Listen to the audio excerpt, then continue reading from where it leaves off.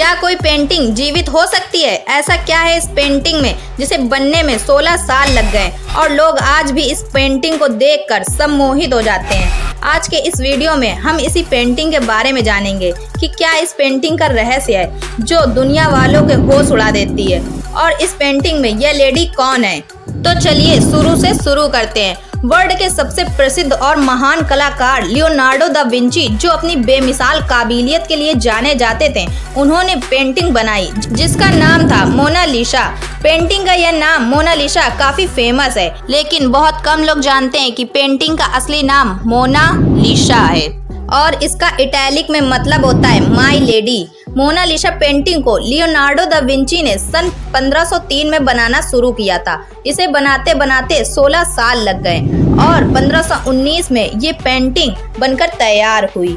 तब da Vinci को Mona Lisa के सिर्फ होंठ बनाने में 12 साल का समय लगा था, लेकिन कहते हैं कि ये पेंटिंग अधूरी है। वो इसमें कुछ चेंज करना चाहते थे जो उनकी डेथ के कारण मुमकिन नहीं हो पाया। मोनालिसा पेंटिंग को किसी कपड़े या कागज पर नहीं बनाया गया है, इसको एक लकड़ी के टुकड़े पर बनाया गया है और पेंटिंग बनाने के लिए लियोनार्डो दा विंची ने फ्यूमोट टेक्निक का इस्तेमाल किया है, जिसमें कहीं आउटलाइन नहीं होती है। इससे पता चलता है कि लियोनार्डो दा विंची कितने टैलेंटेड थे, क्योंकि बिना आउटलाइन के पेंटिंग बनाने के बारे में कोई सोच भी नहीं सकता है, और लियोनार्डो दा विंची ने इसको करके दिखाया। ये पेंटिंग देखने में इतनी शानदार लगती कि नेपोलियन बोनापार्ट ने इस पेंटिंग को अपने कमरे में लगवा दिया था, जिससे पेंटिंग हमेशा उनके सामने रहे। मोनालिसा की पेंटिंग को जितनी बार देखो, इस पेंटिंग के एक्सप्रेशन हर बार बदलते हुए दिखते हैं। इस पेंटिंग में मोनालिसा के होंठ इतने रहस्यमय हैं कि हर बार देखने में अलग अलग लगते हैं। कभी देखने पर मोनालिसा मुस्कुराती हुई दिखती हैं, तो कभी ये मायूस दिखती हैं।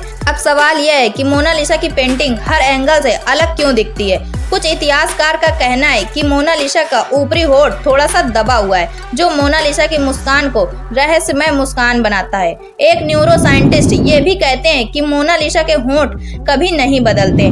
ये जो भी चेंज होते हैं सब ब्रेन के कारण होता है। जब आप उसको ध्यान से देखोगे तो आपको बदलती हुई दिखेगी, इसलिए ये सब दिमाग का खेल है। लेकिन सच्चाई तो ये है कि मोनालिसा की आंखें थोड़ी खुशनुमा हैं और होंठ थोड़े मायूस, जिससे जब भी कोई इस पेंटिंग को बार बार देखता है तो उसे अलग अलग एक्सप्रेशन दिखते हैं। इतिहासकार आज भी फोटो की मुस्कान पर रिसर्च कर रहे हैं। मोनालिसा की ये पेंटिंग वर्ल्ड की सबसे बेस्ट महंगी पेंटिंग है, जो कि 1662 में $100 मिलियन की थी और 2019 में इस पेंटिंग की कीमत $850 मिलियन है, यानी कि 6000 करोड़ से भी ज्यादा। लेकिन फ्रेंच के लोगों के अकॉर्डिंग इस पेंटिंग को कोई खरीद और बेच नहीं सकता। अब आज तक का सबसे बड़ा सवाल यह है कि लियोनार्डो दा विंची की इस पेंटिंग में यह लेडी कौन है। लियोनार्डो दा विंची ने कहीं भी अपनी पेंटिंग में इस लेडी का जिक्र नहीं किया हुआ है। कई हिस्टोरिस्ट इस लेडी के बारे में अलग अलग राय देते हैं। कुछ कहते हैं कि वो लेडी उनकी मदर थी,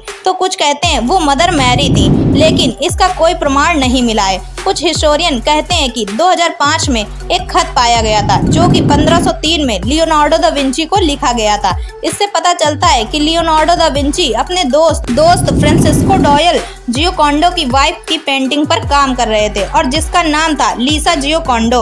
अगर फोटो में देखा जाए तो लिसा जियोकॉन्डो और मोनालिसा की पेंटिंग अलग अलग है। 2004 में एक साइंटिस्ट पास्कल पोंटे, जो कि मोनालिसा की पेंटिंग पर रिसर्च कर रहे थे, उन्हें अपनी 10 सालों की रिसर्च के बाद कुछ पता चला, जिससे उनके होश उड़ गए। उन्होंने रिसर्च के दौरान पाया कि उस पेंटिंग में 3 लेयर्स हैं और मोनालिसा की पेंटिंग के पीछे किसी और की पेंटिंग छिपी हुई है, और जिस लेडी की पेंटिंग पीछे छिपी हुई है उसकी शक्ल लिसा जियोकॉन्डो से मिलती है। साइंटिस्ट पास्कल का कहना है कि लियोनार्डो दा विंची ने पहले लिसा जियोकॉन्डो की पेंटिंग बनाई होगी, लेकिन फिर किसी कारण से उन्होंने इसको बदलकर एक इमेजिनरी लेडी बना दी होगी, जिसको किसी ने आज तक नहीं देखा होगा।